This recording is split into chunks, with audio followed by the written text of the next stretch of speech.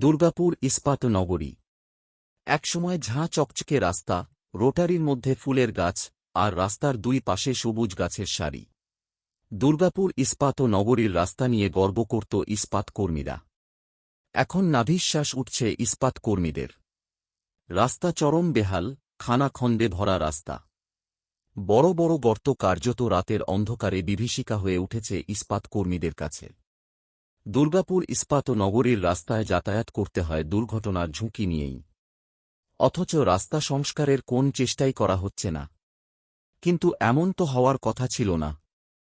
Double engine সরকার এখন রাজ্যে। কেন্দ্রের সরকারের অধীনে থাকা সেইলের অংশ দুর্গাপুর ইস্পাত নগরী, আর রাজ্যে বিজেপি সরকার ও দুর্গাপুরের দুই বিধায়ক বিজেপির। তবু কেন এই হাল দুর্গাপুর ইস্পাত নগরীর? এ নিয়ে দুর্গাপুরের দুই বিধায়কের সাথে যোগাযোগ করার চেষ্টা করেও পাওয়া যায়নি। তাই তাদের মতামত পাওয়া যায়নি।